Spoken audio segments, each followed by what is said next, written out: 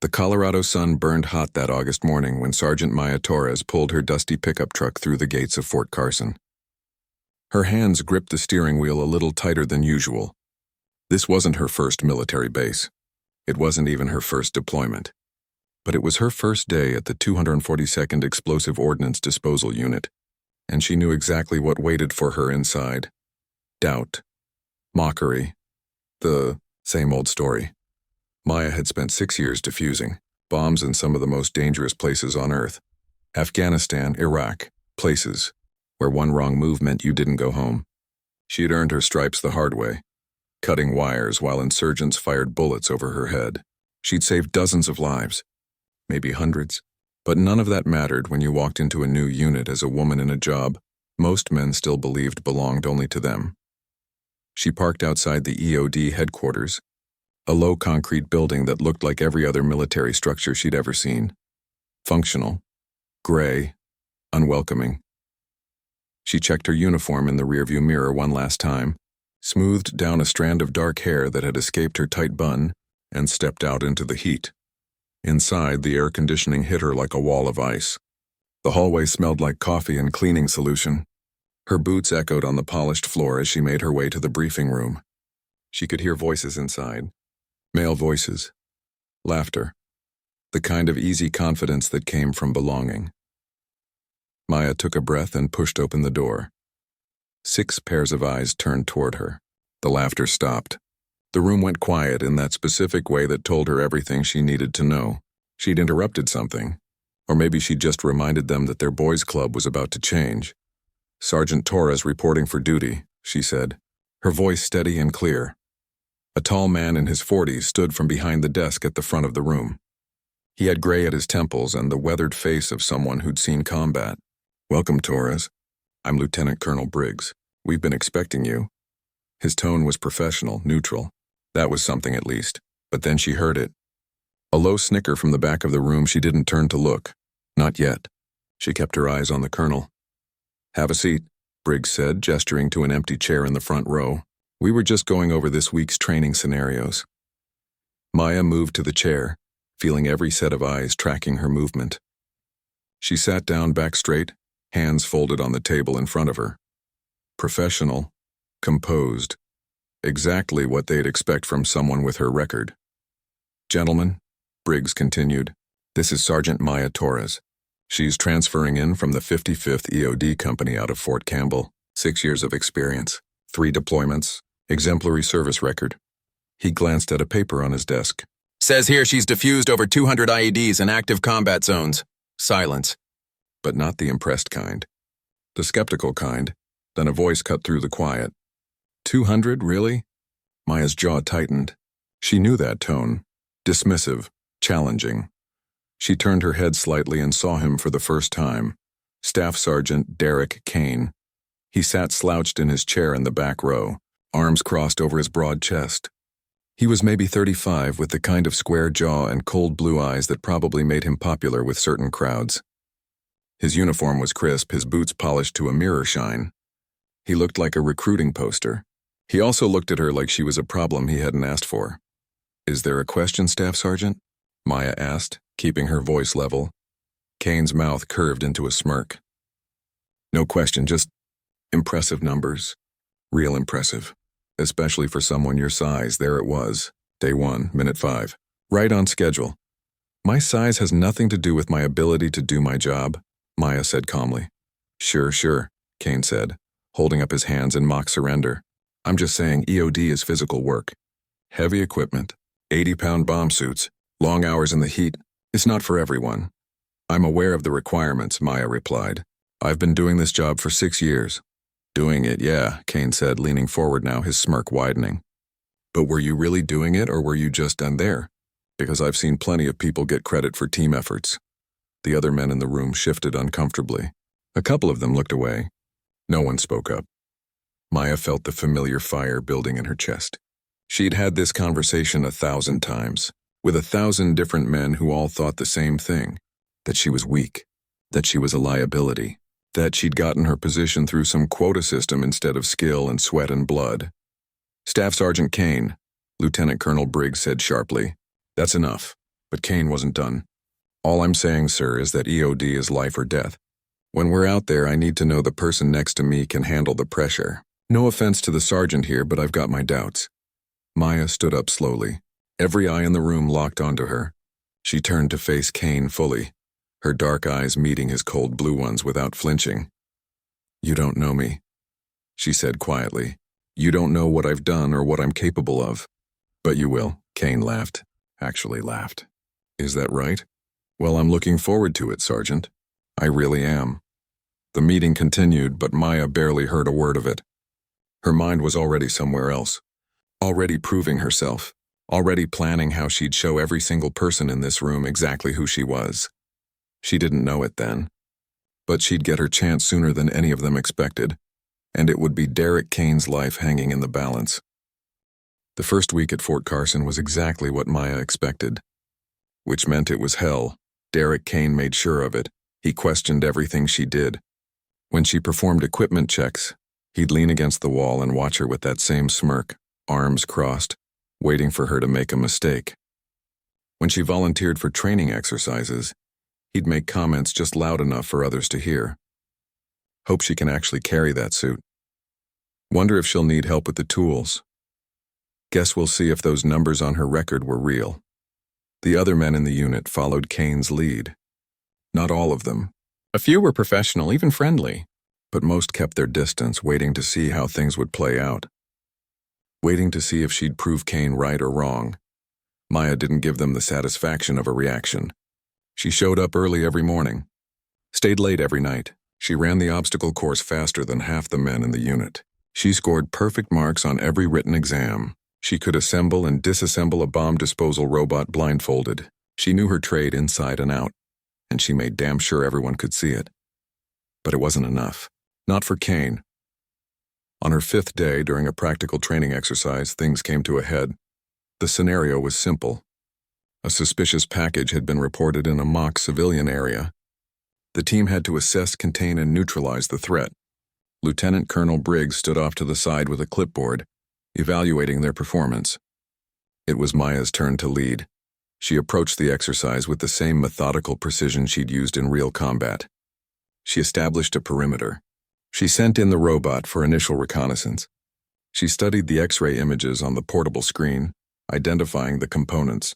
A cell phone trigger, plastic explosives, ball bearings for shrapnel, a fairly standard IED design. "I'm going in," she announced, reaching for the bomb suit. "Hold up," Kane's voice cut through.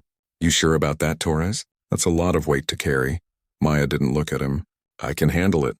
"Yeah, but can you handle it fast enough? Because in a real situation, speed matters. You move too slow in that suit and boom, you're done. Maybe you take some civilians with you." She turned to face him then. "I know how to do my job. Do you, though?" Kane stepped closer, his voice lower but no less challenging. "Because I'm looking at that device and I'm thinking maybe you're making the wrong call. Maybe you should let someone with more experience handle this one." Maya's hands clenched at her sides. "I have 6 years of experience. Paper experience," Kane shot back. "War zone chaos where anyone could say they did anything. This is different. This is controlled. This is where we see what you're really made of. Staff Sergeant Kane, step back and let Sergeant Torres complete the exercise," Lieutenant Colonel Briggs said firmly. Kane held up his hands and backed away, but his smirk remained. "Yes, sir. Just looking out for safety." Maya turned back to the equipment. Her heart was pounding, but not from fear of the bomb. She'd defused devices 10 times more complex under enemy fire. No, her heart pounded because she knew this was the moment. This was where she either proved herself or gave Kane all the ammunition he needed to discredit her. She suited up, feeling the familiar weight of the protective gear settle onto her shoulders. 83 pounds of Kevlar and ceramic plating. It was heavy, yes, but she'd worn it so many times it felt like a second skin. She lifted the helmet, placed it over her head, and heard the seal lock into place. Her breathing echoed in the enclosed space. The walk to the device felt longer than it was. Every step deliberate, every movement calculated. She could feel Kane's eyes on her back. Could feel everyone watching. She knelt beside the suspicious package. Sweat already beaded on her forehead inside the helmet. The Colorado sun beat down on the dark suit, turning it into an oven. But her hands were steady as she opened her toolkit. Wire cutters, multimeter, fiber optic scope. She went through the process, step by step. Identify the power source. Trace the wiring. Locate the fail-safes. Determine the safest disarming sequence. It was like a deadly puzzle, and she'd solved hundreds of them. 3 minutes in, she identified the correct wire. Red tucked beneath the main charge. One cut and the device would be safe. She reached in with the cutters. Click. The training device powered down. Neutralized. Safe. She stood slowly, turned around, and walked back to the perimeter. When she removed the helmet, her face was dripping with sweat, but her expression was calm. Device neutralized, she reported to Briggs. No casualties. Threat eliminated. Briggs nodded, marking something on his clipboard. Good work, Torres. Clean execution. Time was 4 minutes, 18 seconds. Well within acceptable parameters. Maya allowed herself the smallest flicker of satisfaction. Then Kane spoke up. 4 minutes, though. That's pretty slow. I could have done it in 3. Then you can go next, Staff Sergeant, Briggs said, not looking up from his clipboard. Same scenario. Let's see your time. Kane's jaw tightened. He hadn't expected that, but he couldn't back down now, not in front of everyone. Yes, sir, he said. The training team reset the exercise. Same device. Same setup. Kane suited up with practiced ease, clearly trying to show Maya how it was really done. He moved with confidence, almost arrogance, as he approached the package. Maya watched from the perimeter, arms crossed, saying nothing. Kane worked fast. Too fast. He was rushing, trying to beat her time, trying to prove his point. His hands moved quickly through the device, checking wiring, testing circuits. 2 minutes in, Maya saw it. A mistake. Small but potentially catastrophic in a real-world scenario. He'd missed a secondary trigger, a backup designed to detonate if the primary was disturbed. In a training exercise, it would just mean failure. In real life, it would mean death. She waited to see if he'd catch it. He didn't. He reached for the main wire, confident and fast. Kane, wait. Maya started to call out. Too late. He cut the wire. The training device erupted in a cloud of colored smoke and a loud alarm. A simulation of detonation. In reality, Kane would be dead. So would anyone within 30 feet. The alarm wailed across the training ground. Kane stumbled backward, coughing in the smoke. Confusion and anger written across his face. Lieutenant Colonel Briggs shook his head and made a note on his clipboard. When the smoke cleared, Kane stood there, humiliation burning in his eyes. He looked at Maya, and for just a moment she saw something dangerous flash across his face. Not respect, not appreciation that she'd tried to warn him. Hatred. Exercise concluded, Briggs announced. Torres, excellent work. Kane, see me in my office. We need to discuss the importance of thoroughness over speed. As the team dispersed, Kane walked past Maya. He leaned in close, his voice a harsh whisper only she could hear. You think you're better than me? You're not. And when it really matters, when lives are actually on the line, we'll see who people trust. Spoiler alert, it won't be you. He walked away before she could respond. Maya stood there in the fading afternoon light, watching him go. She should have felt victorious. She'd proven her skill. She'd completed the exercise flawlessly while he'd failed. But all she felt was a cold certainty in her gut. This wasn't over, not even close. Derek Kane wasn't the type to accept defeat. He was the type to get even, and in their line of work, grudges could get people killed. 2 weeks passed. The tension between Maya and Kane didn't fade. If anything, it grew worse. Kane stopped with the open mockery. He was too smart for that, especially after Lieutenant Colonel Briggs had reprimanded him. But the subtle sabotage continued. Equipment Maya needed would mysteriously be unavailable. Schedules would change without her being notified. During team briefings, Kane would talk over her or dismiss her suggestions with a condescending smile. The worst part was that some of the other men started joining in. Not everyone, but enough. Enough that Maya felt the isolation. Enough that she knew she was still on trial, still having to prove herself every single day. She didn't complain. Didn't report it. She just worked harder. She volunteered for every assignment, studied every night, helped the newer team members when they struggled, even when they looked surprised that she was offering. Slowly, very slowly, a few of them started coming around, started seeing her as a teammate instead of an outsider, but not Kane. Never Kane. He watched her with those cold blue eyes, waiting for her to fail, waiting for his moment to say, "I told you so." That moment came on a Tuesday morning in September. Maya was in the equipment bay, performing routine maintenance on one of the bomb disposal robots when the alarm sounded. Not a drill. The real thing. 3 sharp blasts that echoed through the entire base. Her heart jumped. She dropped her tools and ran. The entire EOD team converged in the briefing room within minutes. Lieutenant Colonel Briggs stood at the front, his face grim. "Listen up," he said, his voice cutting through the noise. "We have a situation in Colorado Springs. Downtown area. Someone called in a bomb threat to the federal courthouse. Local PD evacuated the building and found a suspicious device in the basement parking garage. They need EOD on site immediately." The room went silent. This wasn't training. This was real. "Torres, Kane, you're up," Briggs continued. "Kane, you're lead tech. Torres, you're secondary. Gonzalez, Martinez, your support. Gear up and move out. You've got 5 minutes." Maya's pulse quickened, but her training kicked in. She moved on autopilot, grabbing her gear, running through mental checklists. This was what she'd trained for, what she'd done dozens of times in combat zones overseas. But as she loaded equipment into the truck, she caught Kane's expression. He looked eager, excited almost, like this was his chance to prove something. That made her nervous. The drive to Colorado Springs took 20 minutes. None of them spoke much. Kane sat in the front passenger seat, reviewing the limited information they had on his tablet. Maya sat in the back, checking and rechecking her equipment.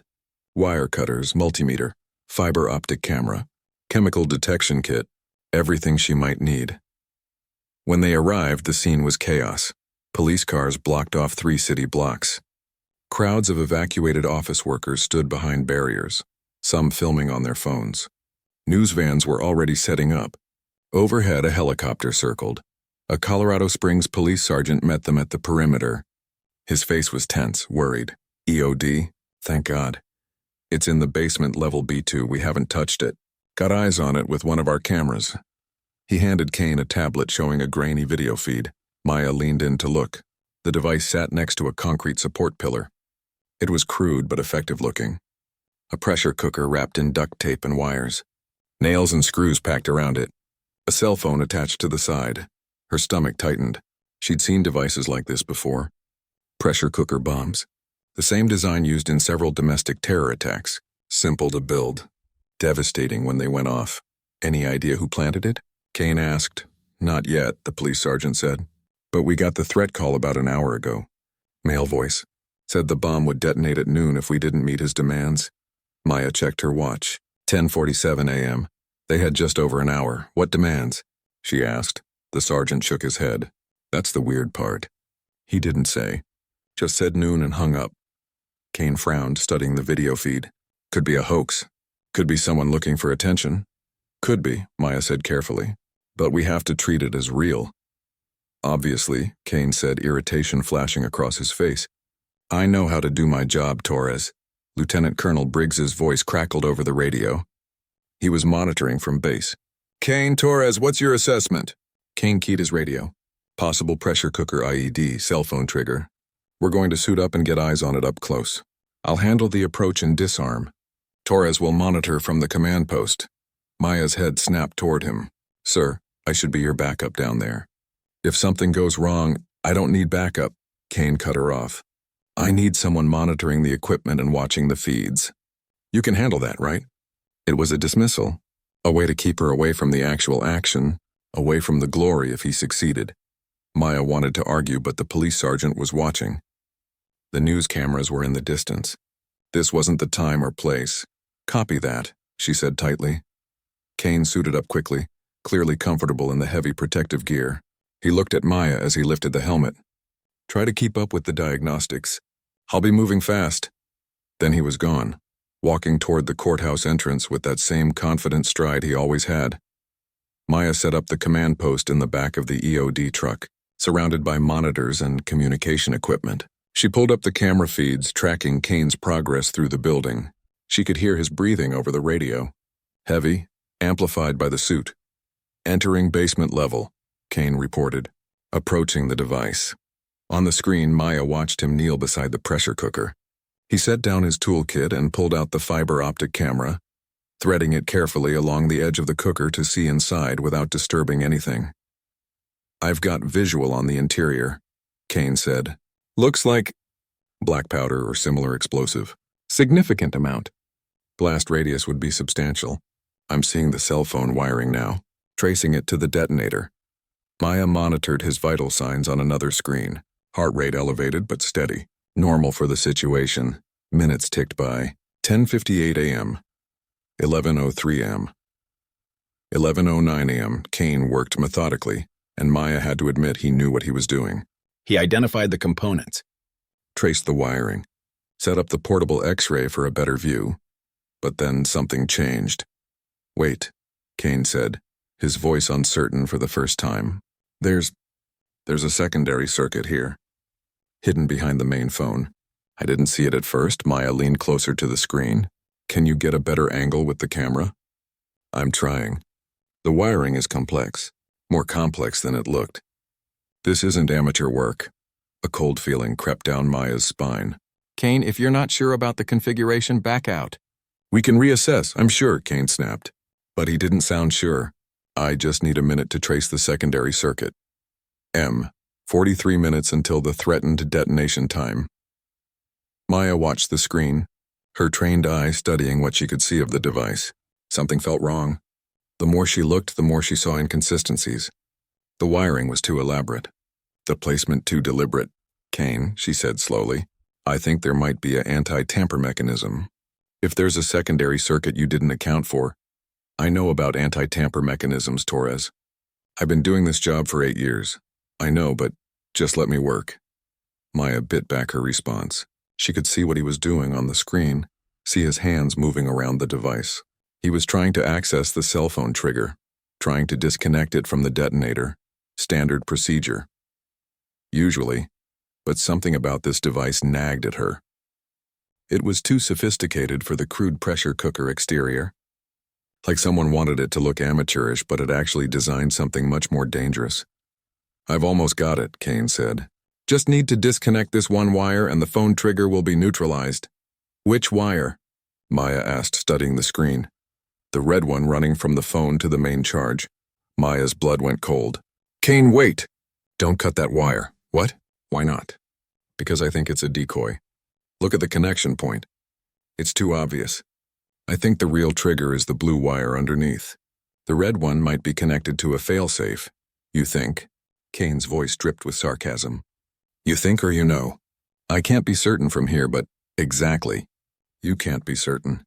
But I'm here, looking right at it, and I'm telling you the red wire is the trigger. I'm cutting it.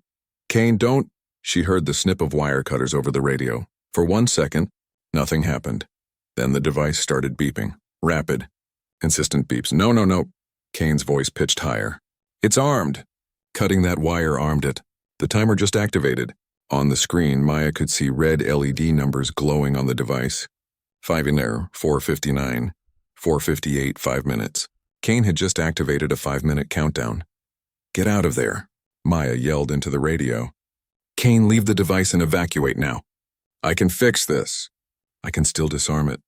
There's no time. You need to, I can fix it. But Maya could hear the panic in his voice. Could see his hands shaking on the screen as he frantically examined the device, trying to figure out what he'd done wrong. 31, 4:30, 4:29, and then it got worse. My suit, Kane said, his voice breaking. The suit is caught.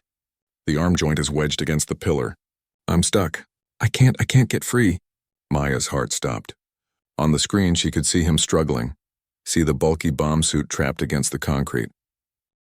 He was stuck next to a bomb that would detonate in less than 4.5 minutes. Torres, Kane's voice came over the radio, stripped of all arrogance, all confidence, raw fear bleeding through. Torres, I'm stuck. I can't get out. I can't. Somebody help me, please. Maya was already moving. She grabbed the spare helmet, her toolkit, and ran toward the courthouse entrance. Behind her, she heard voices shouting. Police trying to stop her. Protocol said you don't send more people toward an active bomb. But protocol didn't account for what Maya knew in that moment with absolute clarity. If she didn't go in there, Derek Kane would die. And despite everything he'd done, everything he'd said, she couldn't let that happen. Her boots pounded against the pavement as she ran, toward the building, toward the bomb, toward 4 minutes and 11 seconds until detonation. Maya's lungs burned as she sprinted through the courthouse lobby. Her footsteps echoed off marble floors. The building was empty, evacuated, silent except for her ragged breathing and the pounding of her boots. She found the stairwell and took the steps 3 at a time, one hand on the railing, the other clutching her toolkit. No time for the elevator. No time for anything but running. Level B1, keep going. Level B2. She burst through the door into the parking garage. Torres, what the hell are you doing? Lieutenant Colonel Briggs' voice crackled in her earpiece. Get out of there. That's an order. Can't do that, sir, Maya said, her voice steady even as her heart hammered. Kane is stuck. Someone has to get him out. She could see Kane now, 30 yards away. He was on his knees beside the device, his left arm wedged at an awkward angle against the concrete pillar. The bomb suit had caught on a piece of exposed rebar. He was pulling desperately, but the heavy suit wouldn't budge. On the device beside him, red numbers counted down, 47, 346, 345. Maya, Kane's voice broke. He never called her by her first name. Maya, you shouldn't be here. You need to go. Save yourself. She reached him and dropped to her knees, assessing the situation. His arm was wedged tight. The rebar had punctured through a gap in the suit's shoulder joint. If he pulled too hard, he'd rip the suit and possibly injure himself. But that didn't matter now. Hold still, she ordered, examining the stuck joint. She could see the problem. The rebar had caught in the articulation point. She needed to rotate his arm at a specific angle to free it. 22, 321, 320. There's not enough time, Kane said, and she heard tears in his voice. Even if you get me out, the bomb will still go off. The whole building could come down. You need to run. I'm not leaving you, Maya said. She gripped his arm and twisted, working the suit joint against the rebar. And I'm not letting this thing explode. You can't, there's no time to disarm it. I already tried. I messed it up. I cut the wrong wire and I know which wire you cut. Maya gave one final hard twist and felt the suit come free. Now move. Get out of the suit and run. Kane didn't argue. His hands fumbled with the suit's release catches. The helmet came off first, revealing his face, pale, sweating, terrified.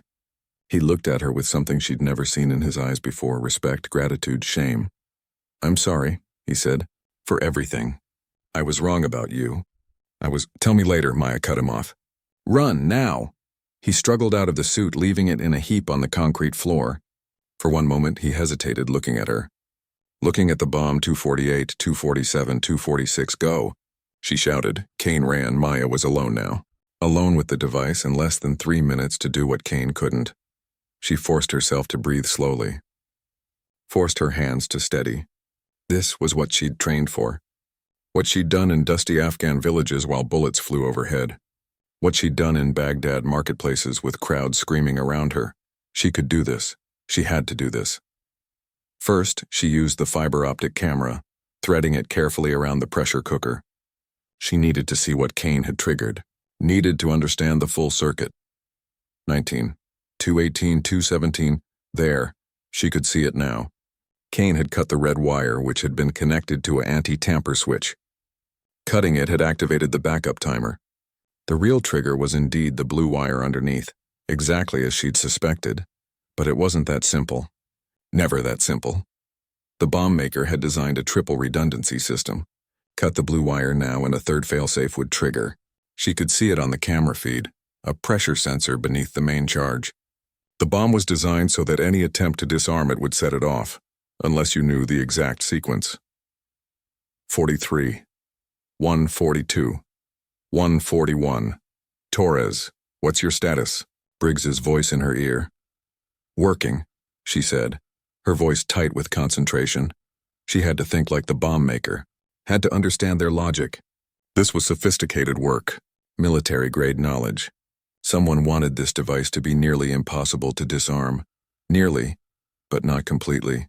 There was always a way, always one thread you could pull that would unravel the whole thing. She studied the wiring again, tracing each connection with her eyes. Red wire cut, timer activated. Blue wire was the primary trigger. Pressure sensor underneath. And there, almost invisible, a thin green wire running along the back of the cell phone, the master circuit. It wasn't connected to the explosives at all. It was connected to the power supply for the entire triggering mechanism. Cut that wire and everything would lose power. The timer, the sensors, the backup switches, all of it would die, but she had to be sure. One mistake and she'd end up just like Kane almost did. 09, 108, 107, Maya. Kane's voice crackled in her earpiece. He must have grabbed a radio when he got outside. Maya, please just run. You've done enough. You freed me. That's enough. Don't die for this. I'm not going to die, she said calmly, but I need you to be quiet. I need to concentrate. She reached for her wire cutters. Her hand was steady. No shaking, no fear, just focus. She positioned the cutters around the thin green wire. This was it. Right wire, she'd save everyone. Wrong wire, she'd never know the difference. 47, 046, 045. She thought about her training, her deployments, every bomb she'd ever faced, every life she'd saved. She thought about Kane's mockery, the doubt, the dismissal. She thought about proving herself, again and again and again. And then she stopped thinking altogether. She just did what she knew how to do. She cut the wire. 33 seconds on the display. The numbers froze. Then the display went dark. The beeping stopped. Silence filled the parking garage. Heavy, complete silence. Maya sat back on her heels, still holding the wire cutters, and released a long, shaky breath. Device neutralized, she said into her radio. Threat eliminated. Building is safe. For a moment, nothing. Then her earpiece exploded with sound. Voices, cheering, relief. Outstanding work, Torres. Briggs' voice cut through the celebration. Get yourself out of there. That's an order you better follow. Maya stood on trembling legs. The adrenaline was fading now, leaving her exhausted. She looked down at the device. This thing that had almost killed Kane, almost killed her. Almost brought down a building full of innocent people. But it was just wires and metal and chemicals now. Harmless. She walked back through the parking garage, through the stairwell, through the lobby. When she emerged into the sunlight, she was met with a wall of sound. Applause. Actual applause.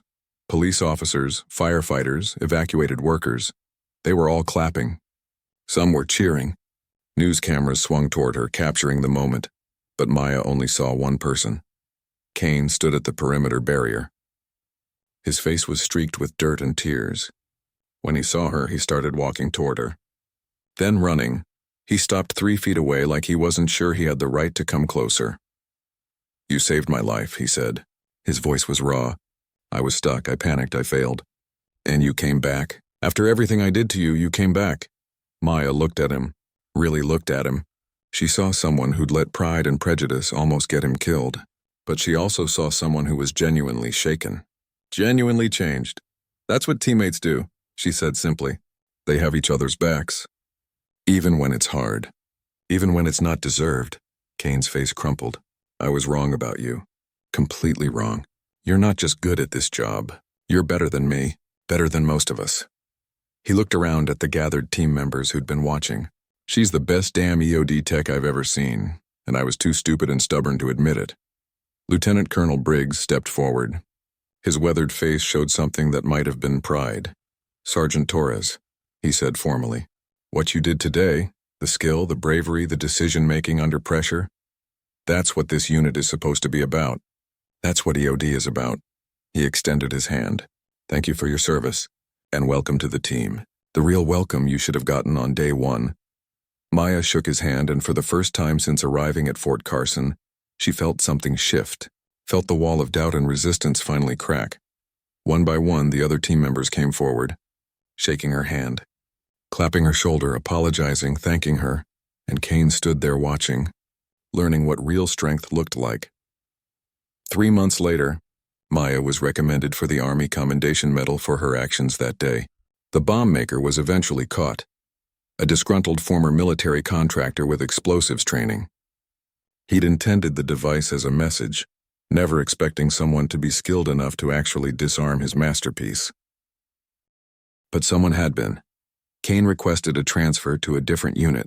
Before he left, he found Maya in the equipment bay. I'm heading out, he said awkwardly. I wanted to say again that I'm sorry. For all of it. I let my ego and my bias almost cost lives. Almost cost my own life. You were the bigger person. You were the better person, Maya nodded. We all have things to learn. You learned. That's what matters. I'll never forget what you did, Kane said. And I'll never doubt another person because of who they are instead of what they can do. After he left, Maya stood alone in the equipment bay, maintaining the same robot she'd been working on the day everything changed. She thought about that first day. The mockery. The doubt. She thought about the moment she'd run toward a bomb instead of away from it. She thought about the look on Kane's face when she'd diffused what he couldn't, and she smiled because she'd done exactly what she'd promised on that first day. She'd shown them who she was, not with words, not with arguments, but with action, with courage, with skill. She'd shown them all, and she'd never have to prove herself to them again.